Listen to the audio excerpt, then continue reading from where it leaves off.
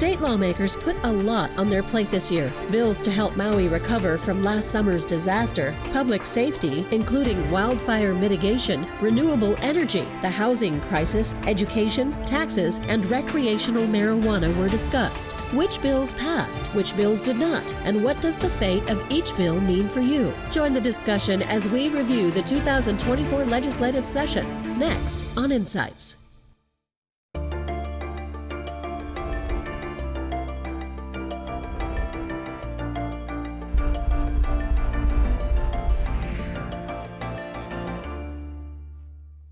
Aloha and welcome to Insights on PBS Hawaii. I'm Darrell Huff. Maui recovery efforts, the cost of living, government corruption, taxes, and recreational marijuana were all top of mind for our legislature this 2024 session. And after months of hearings and debate, the state legislature sent nearly 200 bills to the desk of Governor Josh Green, where they await his review. What bills passed, what bills didn't, and what do these new laws and spending plans mean for us? We look forward to your participation in tonight's show. You can email or call in your questions, and you'll find a live stream of this program at pbshawaii.org and the PBS Hawaii Facebook and YouTube pages. Now to our guests. Neal Milner is a retired professor of political science at the University of Hawaii. He is a columnist for Civil Beat, a regular contributor to HPR's The Conversation, and a political analyst for KITV. He is the author of the book, The Gift of Underpants. Representative Nadine Nakamura serves House District 15, which includes the Kauai towns of Hanalei, Princeville, Kapaʻa, and Wailua. She is the House Majority Leader. Before serving in the House, she was the Managing Director for the County of Kauai. Senator Chris Lee serves District 25 on the island of Oahu, representing Kailua and Waimānalo. He currently serves as the Majority Whip and Chairman of the Senate Transportation Committee. He was born and raised in Kailua, attended Iolani School, and later Oregon State University. And Representative Gene Ward serves District 18, which includes Portlock, Hawaii Kai, and Kalama Valley on the island of Oahu. He is the Minority Policy Leader. He is a Vietnam veteran and served as the Country Director for East Timor for the Peace Corps. Let me start with Neal Milner, our only non-politician on the panel. What did you think of this session, and particularly the outcome by the end? Were you surprised? I was not surprised. I mean, you could see the momentum happening. I think a lot of interesting bills happen. I'm a little wary about calling what happened historic because history depends upon the results of legislation. It doesn't depend on what the legislation says. Sure, the words are important, but when you when you give $1 billion to Maui, which is a good chunk of money and very important, what is really important that will make that historic is how that money gets used. Does it get used in the way we expect? What kind of complications will there be? And I think that's a regular, I'm actually trying to write about this sort of thing now, that I worry about the emphasis on words mattering. Words certainly matter, but when you label something in advance as landmark or as historic, you got to remember that this is the beginning of a tale. It's not the end of the tale, and that getting it started is one thing, but we've all been around long enough to know that all sorts of things, surprises, good surprises, bad surprises, can happen. Let me, Gene Ward, the only Republican on the panel. Well, I agree with the gentleman from Hawaii Kai, which is my constituent. Of course I agree with him.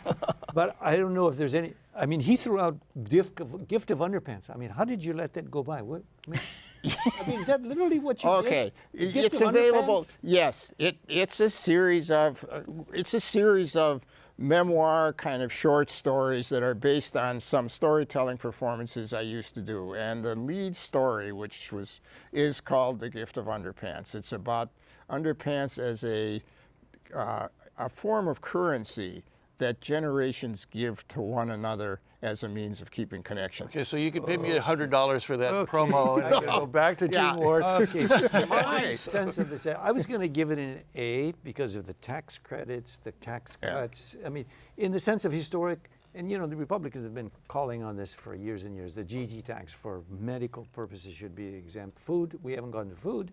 I think the governor provided for both of those. But the reason I didn't give it an A, I gave it a B minus, Darrell.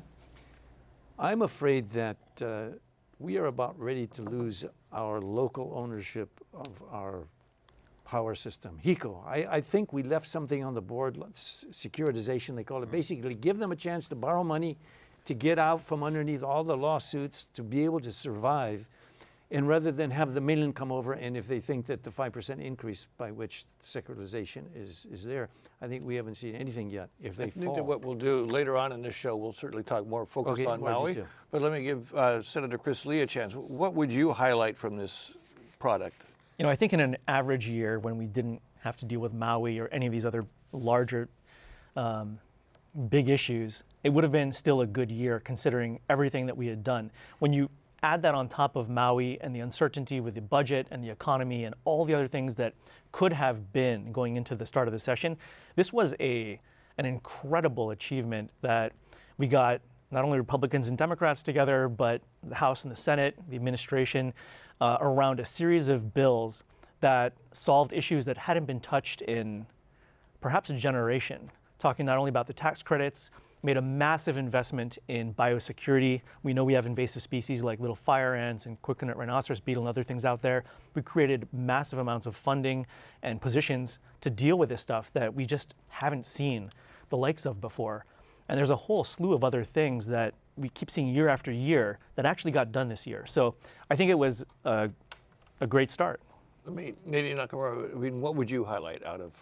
I think it was a historic year because of the things that Senator Lee mentioned, but also, you know, we came into this session knowing that Maui is top of mind. And we delivered for Maui the $1 billion plus in aid that's going to help Maui to do all the things they need to do to heal and to get residents back into homes.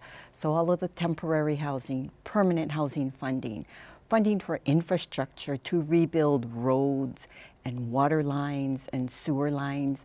All of these things have been funded, and it gives Maui the resources to do what they need to do, which is to get back to normalcy.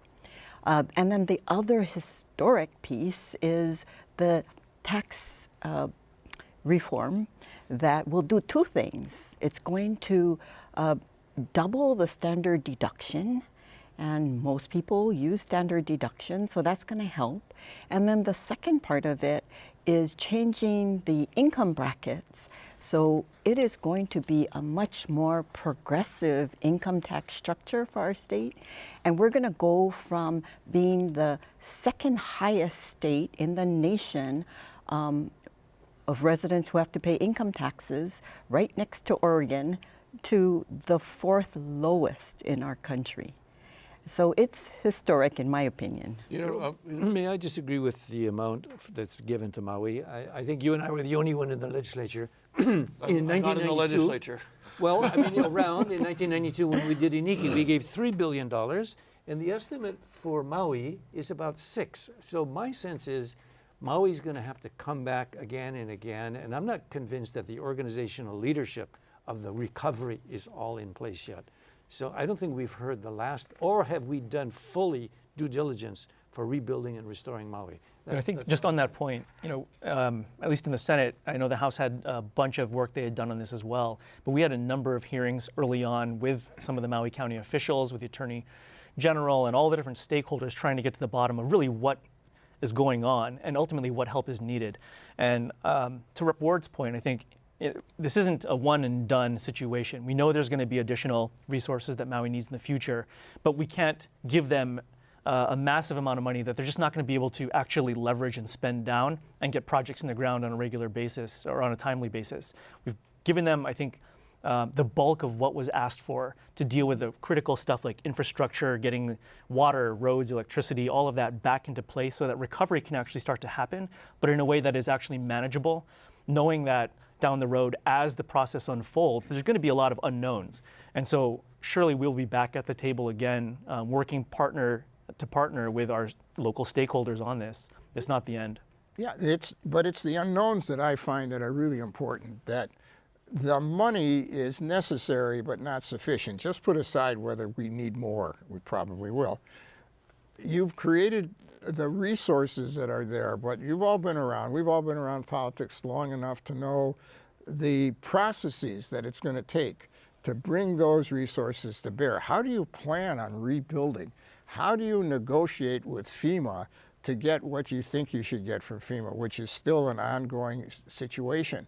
How do you allow people to participate, regular people to participate in this decision without dragging it on forever and ever? Those are the kinds of questions that I'm not pessimistic about it. I'm realistic about it in the sense that saying it's now a pot of money that is going into the great unknown. And the great unknown is not simply about incompetence or anything else. It's about the complexity of government, and it's about the complexity of trying to rebuild the place. Nadine Nakamura, a large portion of that money is just to house survivors at the front end. I mean, I think that's the biggest part of the bill. And also, there was a decision made not to give Maui what they were asking for. And I understand that the sense of they don't have a way of spending it quickly, but there was also a bill that died, I think it was the Senate, that would have set up some sort of an organizational, like a committee above all else to plan out what should happen for Lahaina in West Maui.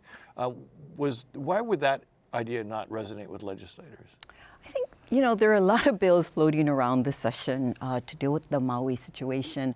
And I think at the end of the day, the Senate held hearings, our House Finance Committee held hearings. We talked to the Maui officials. We learned what their needs were, their capacity. I think we all got assurances that the county was going to be able to handle this level of funding. And we also need to keep in mind that right now there's a lot of FEMA funds coming in from the federal government, and that should, we don't want to over budget in a year where all of the federal funds are coming in, but maybe in future years when that dries up, the state may need to come in to assist. So we're looking at it in the long run. It's not going to be solved in 1 or 2 years. So I think we need to keep those options open, work collaboratively. I think the Green administration and the Maui County administration are working together. They need to be doing more of that, bringing in the council and the public in that discussion so that they're meeting the goals and the timelines that they've set for themselves. Let me go back to the point that Representative Ward was making, though, is that the big 3 issues that were left undone in terms of the governor's concerns. One was the securitization, which is essentially giving HECO the ability to borrow sort of, as I would put it, against the state's credit rating in order to get, to do its mitigation, not pay its legal fees. And I think also there was the bill to provide for the condo insurance crisis that is pending. And the governor announced that he's going to have this special committee on, climate advisory team. But I'm wondering, Chrisley, why did those things end up being left on the table? The help for HECO, the wildfire fund, and the insurance funds? These are, first of all, enormously complicated issues. So let me just preface everything I'm about to say with that, because you can go 10 miles deep and still not hit the bottom. But I think in a nutshell, the HECO securitization bill morphed significantly throughout session. And there were different purposes at different points and certainly different levels of funding. Initially, it was for $500 million to be able to access credit and basically draw down on a whole bunch more money to build infrastructure going forward, deal with wildfires, things like that. But part of the concern was over session that went from $500 million to $1 billion, then to $2.5 billion, and at the end it was no cap, just unlimited. To Neal's point about money going into an abyss, I think there is a legitimate purpose. We need a utility that's strong and healthy. We need the lights to come on when the switch is flipped, but we also need to make sure that there's responsible use of those funds, because ultimately what securitization does is assess costs to ratepayers and pass those costs on. Everybody's electric bill would feel it.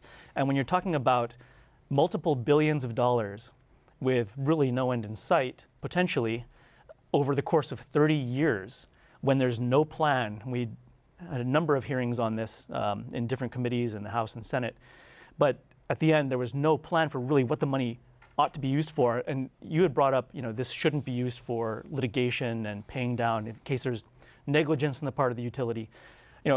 Up until the very end, the utility said, no, actually, that's what we want that for. We want that access, and they testified to that in their final committee hearing. So it didn't seem responsible, I think, on behalf of some of the folks to move forward with something that would assess 30 years of essentially billions of dollars of costs when we don't even know what the short-term plan is. And let me just finish that by saying, again, we do need a utility. I think there's an opening to have a discussion about how to proceed responsibly and not make some of the same mistakes that are made in other places that haven't responded to this. Neal, Milner, I'm wondering, it seems like the consensus at the legislature was that HECO needs to be protected from whatever. But if HECO was negligent and was responsible for this horrible disaster, should they be allowed to survive, or should they be protected from these risks? Well, you're asking a tough question about the market, and one direction to take it is to say, are there other kind of models? Does this give us an opportunity? There was a piece today about, I think in the Star Advertiser, about making it into a co-op, sort of like Kauai. But the other issue here, the should issue, I think is a kind of public issue, and some of it you can see if you read next door. But it's about the fact that we want vindication and revenge. HECO doesn't deserve this break. They don't deserve this break because they messed up, and they're going to have to find the responsibility of doing it. So I respond by saying, well, any way you do it, the ratepayers are going to be involved. But I think there's a sense lurking here, which I'm sympathetic about, but don't really accept for my own view, that they need to be punished. They need to be punished for being bad. And they need to be punished for being bad and the fact that the lights go out all the time and they don't tell us what's wrong. So I think that's out there. I think there's a kind of anger. I don't know if it showed up in the testimony, but they need to get their just desserts. It definitely showed up in the testimony that was submitted online from people on Maui, definitely. But Gene, I know you want to respond to that. We don't even know the cause of the fire yet. Neither That's right. Past judgment. Look, I'm not going to defend HECO because they've screwed up. So has the county screwed up. So has everybody who left the fire to go and. Oh no, I'm not passing judgment. I'm saying other people are passing judgment, and that's a factor here. But it's interesting. We're not going to know the cause until around Christmas time from the what is it? Yeah, but if you don't know the cause, why prevent the consequence? Well, why punish them when you know if they are or not the cause of what was? You're not going to know the cause when the report comes out. You're going to know the cause is going to take on a kind of multifaceted direction, right? Some of the cause is going to be determined by litigation. But okay, good. But look, we're talking about taxpayers and we're talking about ratepayers. When Kauai needed $3 billion, all the taxpayers paid. And now when we got a rate issue with the, quote, ratepayers, we're saying, oh, no, we don't want to do that.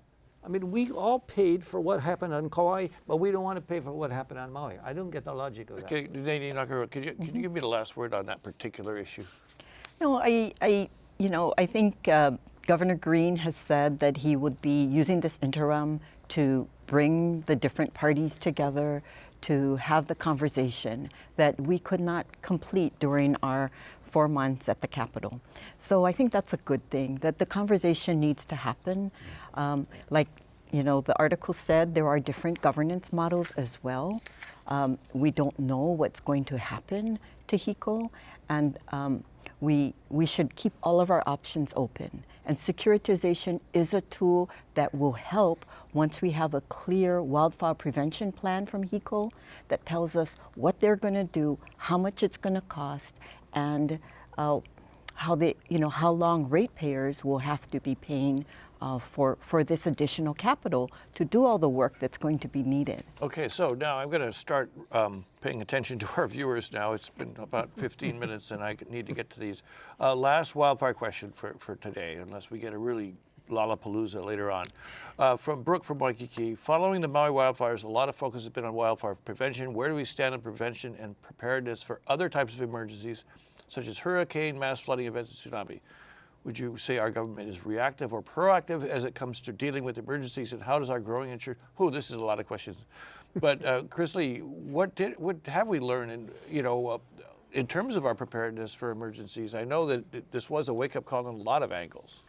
Yeah, absolutely. I mean, this is not the first time that anywhere in the United States has experienced this sort of thing. So there's certainly a lot of lessons and best practices that we can learn from and help implement. And that was part of the discussion, I think, at the Capitol this year, right? Looking at how do we proactively get ahead of this, because there's going to be a next time eventually. It is inevitable, whether it's a hurricane or a wildfire or whatever. And one of the perhaps silver linings out of this really, terrible tragedy is we're at a point where we get to rebuild a town, and the community there gets to decide what kind of town they want to make that, what kind of community they want to have. So both from a technical perspective, how do you build out more resiliency so you have shelters that can keep power and cell phones that can continue working even in space where the power's cut off or things like that? How do you build out more efficient infrastructure that reduces costs for everybody? But more than that, how do you bring a community back together again in a way that is collaborative? And you mentioned earlier there was a bill that set up a sort of an advisory council. It basically would have let the community itself in Lahaina elect its own leaders to decide what that future ought to look like. I think there's lessons there. We've never had to go through this in this degree in the modern history in Hawaii. And if we can do this well as a society, as a state, and as that community, I think we can do anything. And so I'm optimistic. Okay, Gene, you want My big beef is they didn't have an emergency evacuation plan. Everybody is supposed to have a plan. That's why they have HAIMA, the Hawaii emergency, and they have MAIMA, the Maui emergency. The game plan, there was no game plan, which to me is like they were flat-footed. They didn't have communication. Why not walkie-talkies? You don't need a cell tower, you have walkie-talkies. If you're the police, you can't talk to the fire. I mean, those things are kind of like not excusable. I mean, they're a very basic thing. If you got a plan, you work the plan. I mean, even the schools have fire drills so the kids know how to get out of it, but there was no plan. So that goes back to leadership. It goes to the governance model. And I think there's probably going to be some changes in November. Talking about changes, this is a question from Malia in Kalihi about another very big issue that you guys took on this year. Is the bill allowing counties to do what they want with short-term rental units too little, too late, or just passing the buck to the counties? And will it really address the shortage of affordable housing? Nadine, Nakamura, I mean, do you see the kind of dramatic change that, for example, the governor keeps talking about? If we get rid of all the illegals, we'll solve our housing crisis.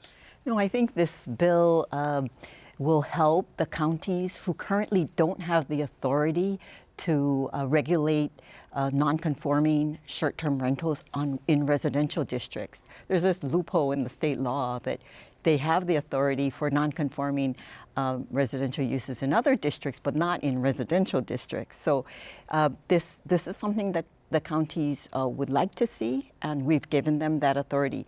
8 years ago, when I came to work at the legislature, I introduced that bill, and every year it got shut down. So it took the Maui wildfire for this bill to finally get the approval to move forward. Neal Milner, do you think that this is going to be a dramatic change? I don't know. I don't think there's any way of knowing. I think it's possible, but there's a number of things that are going to happen in the intervening time, one of which is there's going to be litigation. All right, and the other one, of course, is which counties are going to pass it, and whether people are going to move in. I'm not. These are all things that have to be dealt with along the way, and it's just too soon to tell. The irony, of course, is that states like to do this to counties when an issue is really rocky and really controversial. You delegate it down in the name of grassroots democracy to the counties. When a county wants to do something that the state legislature, not just this state legislature, it's a dynamic all over the country. When the counties want to do something that states don't want them to do, the state legislatures don't want to do, then you use the legal terms that say it's our kuleana and only ours. So this is an interesting one. The other one that's like that is the ADU one, the one about the higher density. Oh boy, he's pushing my button.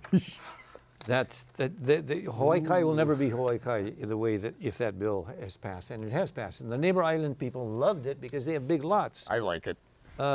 but it's going to be almost like the ADUs. The big guys who own 20 or 30 units, they're the guys that this short-term rental is going to do. What we're going to hurt are the kapuna. But in the 3202, we're going to have all of Oahu change the character of its neighborhood. I think we just have to make clear what we're talking about. We're talking about short-term rentals at first. Okay, and I mixed together because he brought up 3202, which is an anathema. We'll get back. We don't try not to talk in bill numbers on this show. But what you're talking about is another housing initiative that did pass, was one of the most controversial things in the state House and the state Senate. Ultimately, there were votes against it on both sides. And go ahead, Gene, describe what this bill, you think this bill will do from your perspective. Many of the suburban representatives came out against this bill. I mean, all of us live in nice communities, regardless if it's in neighbor islands. And you don't want change, right? And there's certain characteristics and character to a neighborhood. And once you start filling in with at least two ADUs, and this is kind of an open invitation for mainland developers or mainland property people who come in and have already scared us by all the Airbnb that they've put together. But they come in, they buy a piece of land, they got one house, and they put 3 or 4 different ones on it. That's going to, we talk about the traffic and the infrastructure, utilities, it's going to make it all worse. Okay, so for the neighbor islands, it should be for the neighbor islands, but not for Honolulu. So you have a district where there are decent-sized lots also. Do you feel like this is a threat to those neighborhoods? Let me start by saying no bill's perfect. And I think some of the concerns raised are legitimate about what it's going to mean for neighborhoods in some areas. But I think it's also the product of compromise. And we had heard from the city and county of Honolulu and certainly a lot of folks out in the community throughout the process that there's a lot of concerns, and a bunch of those got addressed. The bill got slimmed down because ultimately the end goal for this is how do we provide housing for our next generation? And this is one of those perennial issues that comes up every single election, every single year, every single legislative session. And yet here we are, 15, 20 years into this, or probably even longer, into this big debate over how we provide housing for our kids growing up. I'm 43 now. A lot of my friends still can't afford to buy their own place. They're doctors, they're lawyers, they've got great jobs here in Hawaii. And so the legislature, I think, isn't going to have one silver bullet to fix this. Let me just finish one point, and that's that the measure tasks the counties with achieving this broader goal, right? It gives them the ability and the flexibility, and to Neal's point, the responsibility in some cases to figure out how to do it. That's why I wanted to get clear. It's a county authority, right? It gives the counties authority to figure out how to make sure there's housing for our next generation. Down from the state to the counties, yeah. Mm-hmm. Okay. All right, I have to give some credit to multiple people asking about the same subject. Why no green fee bill for tourists to fund maintenance of beaches and trails, etc.? Any bills are spending that would roost a terrible over-tourism which is destroying Hawaii. Did the state legislature do anything to stop over-tourism? Why did the state reapprove Mufi Hanneman to the powerful HTA board of directors? Well, but that was the authority. The Hawaii Tourism Authority made that appointment. But here again, this attitude of over-tourism. Nadine Nakamura, what did you folks do anything about over-tourism? Well, one thing that we did was to fund in the general plan the Hawaii Tourism Authority. For the past few years, they have not been funded, and so Governor Green had to rearrange funds and do makeshift changes to the budget. But this year, the funding for HTA is in there. The funding for the convention center improvements are in the budget, in the CIP budget. And we are also doing a destination management application development. So funding is in place so that visitors who come here can look at this app and know which beach parks to attend, are available, whether they need to pay a reservation fee for parking and so forth. It's all going to be in one app. The other thing is the governance of Hawaii Tourism Authority and the use of staffing to address destination management, because I think we're moving in that direction. Hawaii Tourism Authority would like to move and and take a more active role in this direction. And I think the board is on the HT board wants to move in that direction. Neal, so it's just making it happen. What do you make of this number of questions we got and this continuing? I mean, do you think that it's sufficient what they're talking about to satisfy the public? Not some aspects of the public. Look, we've all lived here for a long time. I would rather that we didn't live in an economy that's so much dependent upon the military and upon tourism. No one has a better model. And if there is a better model, a more sustainable, diverse economy, it's going to take a long, long time. So I never want to be unsympathetic toward the idea that there's too much tourism. But that's the way we live, and I think that's the way we're going to live for a while. The tourist authority one, look, I'm an outsider, right? Here's what I always thought about the Hawaii Tourism Authority. So they exist, and all of a sudden the legislature is so angry with them, they barely give them money for a candy bar. They're somewhere out in there, and never mind the repairs, that's another issue. They're somewhere out there, things happen, and all of a sudden they're funded again. I would like to know more about what those things would happen. I don't mean me personally, but I think that's the job of both the authority and legislators who were involved with it. What's the magic here that suddenly the folks that were about as far into the dungeon as you could get are now leading the pack to create a different kind of tourism? Let me give Chris Lee a chance first. You know, there's one bill in particular I want to point to on this whole question of tourism, because I think a lot of the pushback comes from communities where you have an oversaturation of people, you know, clogging up beaches and roads and parking and all these things. One of the bills that kind of snuck under the radar, it wasn't one of the big grandiose stories that would catch the news, is that we gave the Public Utilities Commission, who generally has enforcement authority, to go after, you know, illegal tour companies that are taking residents or taking tourists into residential areas and doing some of this stuff, more ability to enforce. And they're going to be partnering with the Department of Transportation going forward to try and figure out how we can leverage some of the staff there to actually do real enforcement on the ground, so that we're not taking up HPD's time or, you know, police who have their own set of issues that they're dealing with, but we will have a little bit more ability to go after those who are causing real problems. And that seems to be really where the rubber meets the road in a lot of cases. When it impacts your own backyard and your own commute to school and your kids outside and your time on the beach and all of that. So I think there's PUC that has to figure out the HECO thing. Well, that's the thing. It takes it off their plate and gives them assistance. Oh, I see. Okay. Yeah. Gene, I know you want The lack of funding for HTA was really a shot across the bow. You either do what we want to do, manage tourism, don't keep promoting tourism. And one of the things that we don't do or think much of is diversification of the economy. We got a couple of no-brainers. We could become the Hollywood of the Pacific just like that. I just want to tourism Pacific. I want to just space endorse, tourism. I just want to endorse that point because of a question viewer named Kolau. Did they say do anything to diversify the economy and grow sustainable, modern, good-paying jobs for local residents, like support film, TV, content, music? Bingo. It's a Continue no-brainer. what you're It's saying. sitting right in front of us. We got Georgia and Kentucky beating us out as the national leader in making films because we play, well, we can only give you so much of a cap for reimbursement. If we open that cap up, we would have a bigger tax break. Yeah, the tax credit, actually. Exactly. Well, we would definitely be the Hollywood of the Pacific. Why we don't do that? We don't even talk about diversification of the economy. We kind of bemoan it, as the good professor did, like, well, we can't really rely upon it. But let's be wise. Until you cross the bridge, don't burn the bridge behind you until you've crossed it. And that's where tourism, we are still stuck with the military.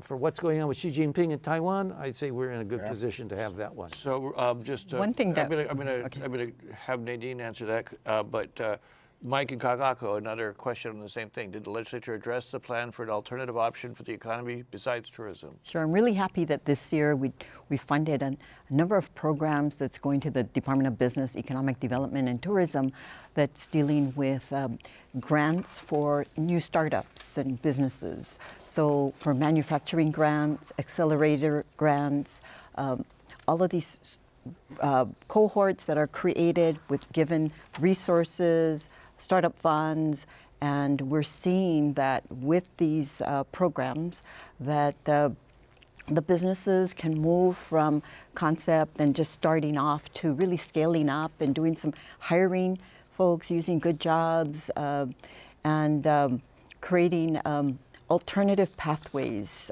and building a stronger business community. Okay, so I want to talk a little bit about environmental bills, energy, environment, because I did get a question from Tapani.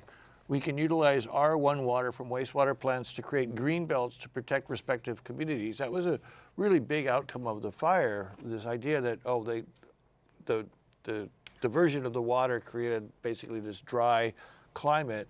Was anything happen, Chris Lee, to deal with it and encourage that sort of thing, our water legislation? I know the Water Commission idea died, but is there anything that came out to assist that or any other major environmental thing that you'd like to point to? We have our State Climate Commission, which has been around for almost 10 years now in one form or another.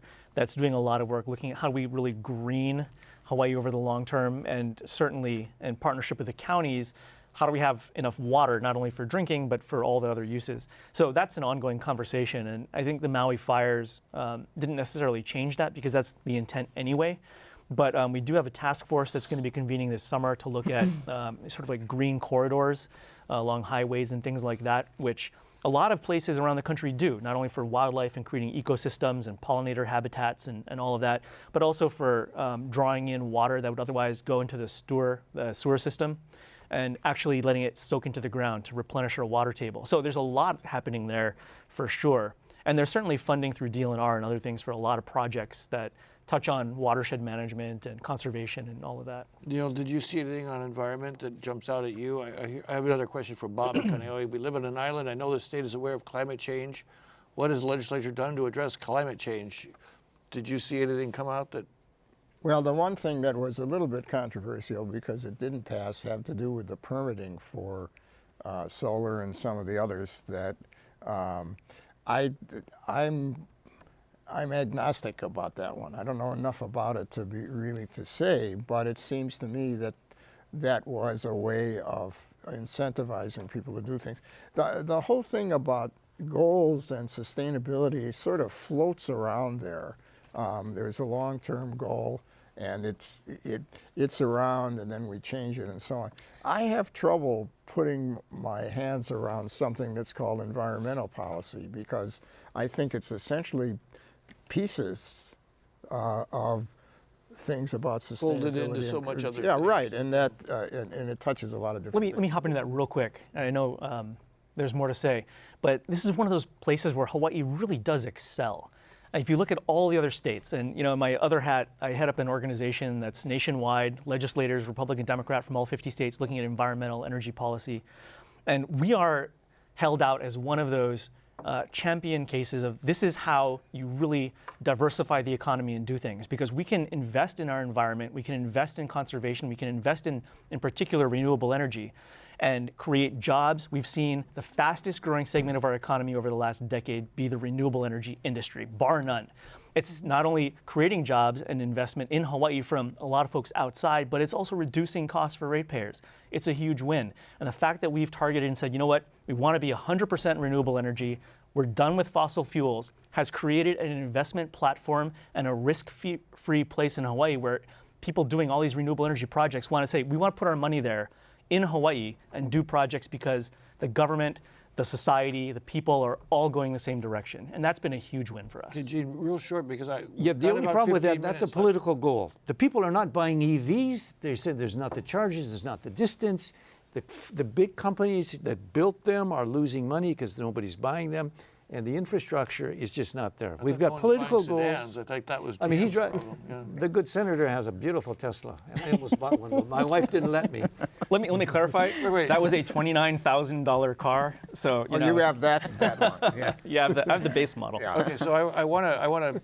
I've got some really good questions sitting here, and we've only got about 15 minutes, so I want to move along. So, what about decriminalization and legalization of cannabis? Why didn't those bills pass? They died in the House. So, Nadine, Nakamura, what happened?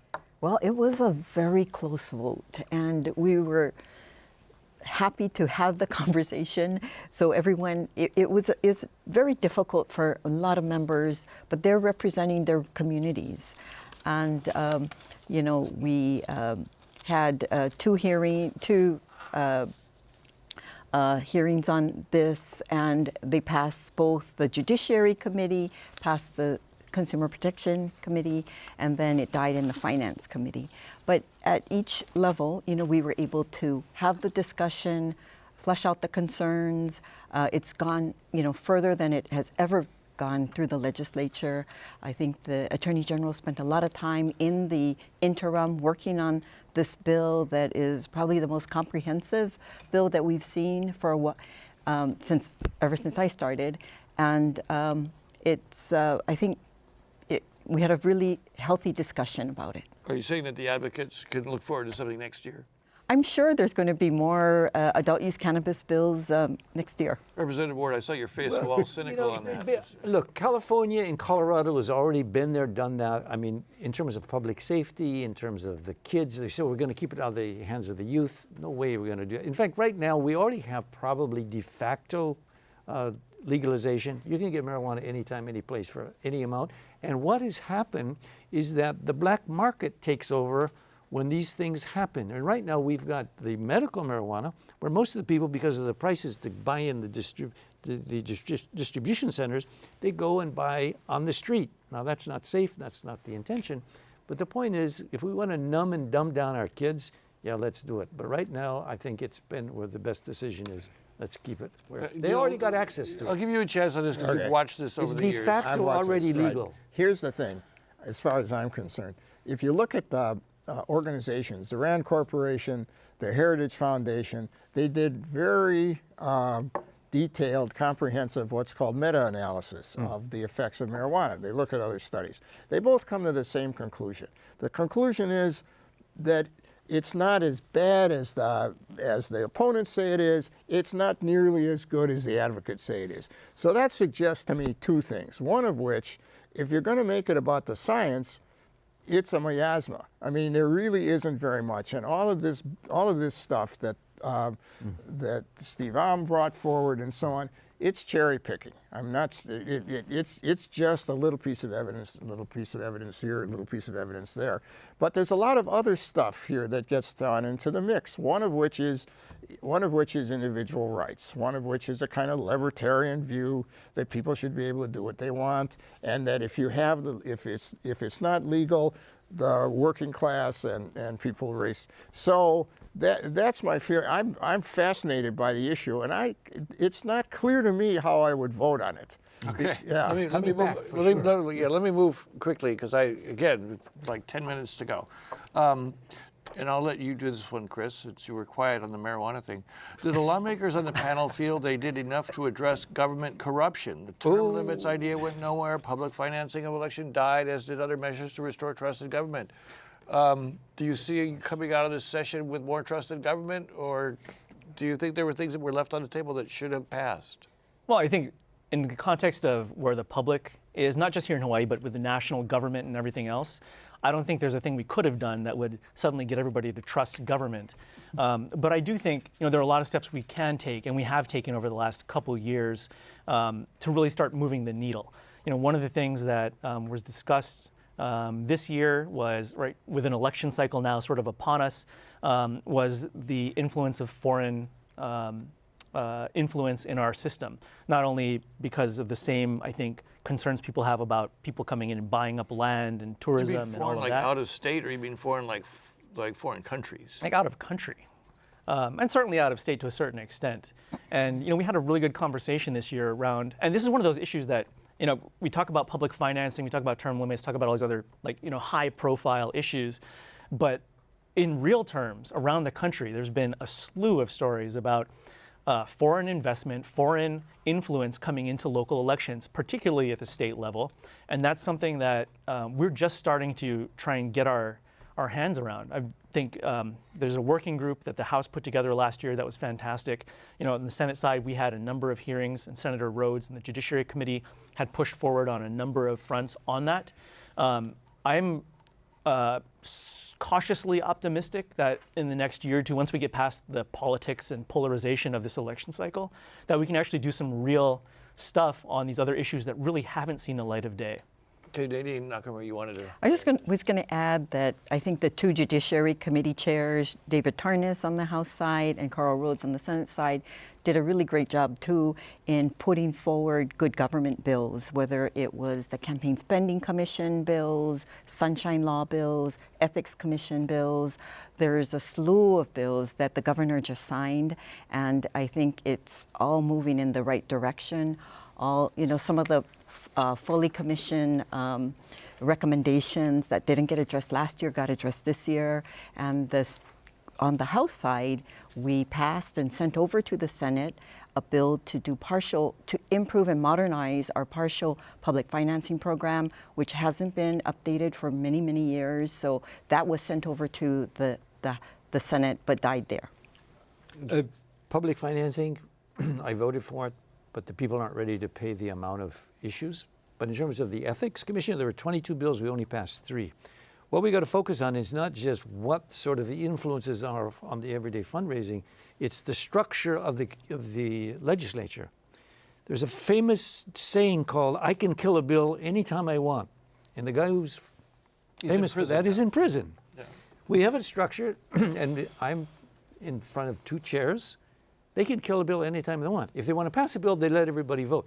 To me, that is an anathema to democracy, the way we've been structured in such a way. So the public's not paying attention to that, but they should know that if somebody is offered a bribe, like was in the case of a couple of our colleagues, that they can kill a bill and get the money for it. That's the way the system is. It's structured in a way that invites people to pay to play. I do want to ask Nadine Nakamura, what we see every year is that everything that's done bubbles up out of the subject matter committees, but it ultimately comes down to 1 or 2 or 3 people who are controlling the dollars at the end. And that's where the real power in the legislature lies. Do you folks think that you need to do better at involving more legislators who represent many more people instead of just a handful of people at the end of the conduit? Well, I think it's a balance. I do want to go back to Rep. Ward's position and say that, there are a couple of legislators that cross the line and they're in prison for that. I think that does not cover the majority of the members who day in and day out represent our communities. They do the hard work. They're in during the session working long hours. They are doing the work, and the evidence of that is that they are getting reelected. They're doing the work in their communities. And to say that right off that it's everybody is tainted, it sends the wrong message, because we have so many committed legislators who are doing good work. I agree. They're all good people, but the structure of the system is tainted. That's the point. Okay. Go ahead, Chris. No, I was just going to say the Senate sent a public financing bill to the House as well, so we can get together and conference on that over the interim. But this brings up a bigger point. This brings up a bigger point, which is how can we have effective government if people don't believe that it's possible to influence and change it as your average citizen? And the bad apples, right? The folks who ended up in jail, not just here, but in other places as well, I think are the ones that get all the attention, and everyone assumes that, well, everybody's corrupt, so I'm going to disengage or I'm going to go do something else. And that's really a disservice to society, to our communities, because most legislators, well, all of them really are from our communities, right? It's people off the street who get elected sometimes with no grand ambition to be president. They're just there to do their job. And the decisions that are made at the state level, I think, often get passed up. We focus so much on who's running for president. That's all that matters, what's happening in DC. But 90% of the decisions that affect people's lives, what our roads look like, schools, healthcare, environment, all that's decided right here by folks in their own backyard that you can literally pick up a phone and call, walk down to their office, send an email, and they're there to hear you. Neal, 30 seconds on that subject, and then I'm going to move on. I never viewed the 2 legislators who went to prison as an example of what the legislature are like. I always viewed those guys as kind of chumps, basically. They went way over a line that they didn't cross. I think It was a pretty clear line they crossed. well, yeah, it was a pretty, really? You could count the dollars. It was a Damon Runyon kind of case, but I think that what's more important is pay to play, which is the idea that there are people in the community that give a lot of money to legislators. That's still more or less legal. So if you want to bring trust in government, and I think it's even more complicated than you say, if you do something about that, and if you have some kind of effective public financing, that I think those are the most important kind of issues. What always bothered me about that ethics committee that was set up last time is that they did a lot of things, but they danced around the big issue. One, yeah. Okay, so and I think they couldn't get agreement. Oh, I'm sure. And that's why, yeah. and that's why they put forth the Sure. partial public finance and modernize it and make it so that people will engage in that process. Sure. Public rating of our approval is at 18%. Yeah. Approval okay, rating, I need to move. I need to move sorry. along. I need to move along. Sorry, I got 5 minutes and I've got a bunch of questions, so I need Lightning all of round. these answers to be Lightning really round, that's Microwave. Okay, so again, the insurance condo crisis. How it didn't get dealt with this time? Is this a front of the line issue for next year? It was left on the table, and my hurricane insurance just got canceled the other day. And they say, you're lucky you even get it. If it doubles or triples, just having it is going to be something. We left something very important on the table that everybody's going to have to Chris Lee, push do you back feel on. the same way? Oh, I'm sure it will be back. Okay. Maybe a special session, though. It may rise to that level. Taxes. We touched on it a little bit. Biggest tax break in the history of Hawaii. A lot of it is out years, which always can make you nervous. But a couple of specific questions. In regards to increase for standard deduction, why is it so small? It doesn't keep up with inflation and it's tiny compared to federal standard deduction. Do you increase the amount for personal exemptions? That's Will from Pearl City. Nadine Nakamura from the House. Well, the standard deduction and the change in the income tax brackets will happen over time, and it is a gradual change. It's what, but it 6 also, or 7 years? Yes, 6 years out, but it also tracks the increases to our minimum wage, so that as our minimum wage earners get an increase in pay, they will not be taxed at a higher rate. And then we're going to get rid of the lower tax brackets so that it's much more progressive.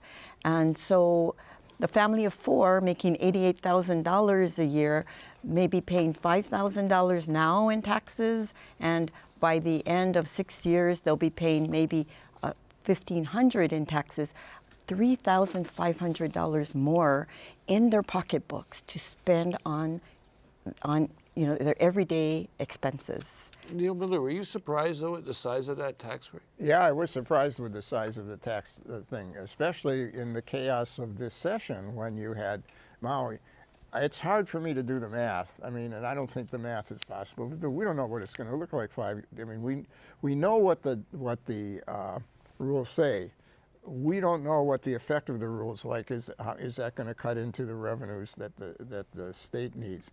One of the things about the tax bill, I think, is you heard me before talking about how hard it is to implement some of these things. I think it's pretty easy to implement the tax bill as long as the tax department actually has computers that can turn things out and make things right. And that's what it's all based on 6 years Sure. projection, because we have to do a 6-year budget and see how it's going to track. Is there any So we have chance- very detailed spreadsheets that lay it out.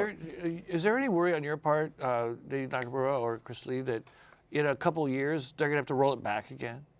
Chris? Well, I think ultimately the goal is you got to balance the budget every year. It's a constitutional mandate, and right now the budget plan that was set out, and particularly for the next 2 years, and then in the out years as well, does balance. So you never knows where the economy is really going to go. Are we going to have another Maui situation? Is there going to be another pandemic? All that stuff is still question marks, but there's flexibility. And one of the other things we did was put a ton of money into the emergency budget reserve fund, right? The rainy day fund. So we are in better shape than I think we've probably ever been before with the reserves we have to weather those rainy days. And of course, we still have the very regressive excise tax. Okay, we got about 1 minute. I'm going to test each of you. In 15 seconds, tell me one thing that we haven't talked about yet that people should be pleased about. Gene Ward. Oh, I was going to say the silliest bill was jaywalking being legalized. Hopefully it failed, but two bills that should not have been in the legislature. One for 15 seconds. The Republicans are not terrorists, which one bill said, and the Palestinian rezo was so unbalanced, those two things didn't belong in the Okay, legislature. Nadine Nakamura. The one bill that, I'm sorry, I didn't understand. One your- bill the one, most, the best. something that people should be pleased about. Oh, we're very pleased that there's a rental housing revolving fund, tier 2 for working families, so we can build rental housing for working families who right now nobody's building for them. Now you're down to 10 seconds. Put a lot of effort, and there's multiple bills looking at making our roads safer in ways that we haven't done before. Comprehensive studies looking at the most dangerous intersections, crosswalks, roads, and tasking counties with not only the plans, but also with the state support to fix it. And speed cameras. Okay, we're out of time. And I want to say thank you to all of you folks at home for joining us tonight. And we thank our guests, retired Professor Neal Milner, Senator Chris Lee, Representative Nadine Nakamura, and Representative Gene Ward. Next week on Insights, the headlines make it seem like violent crime is on the rise in Hawaii. We will take a deeper look into what the crime numbers tell us and what can be done to keep us and our visitors safe. Please join us then. I'm Daryl Huff from Insights on PBS Hawaii. Aloha.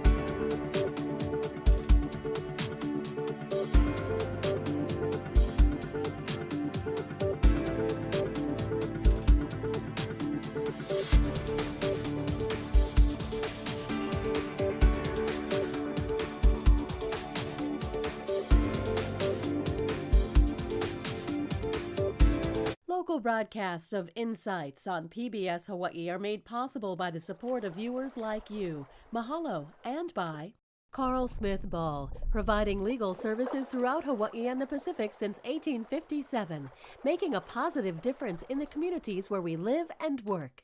George Takei's early acting jobs were limited by racism.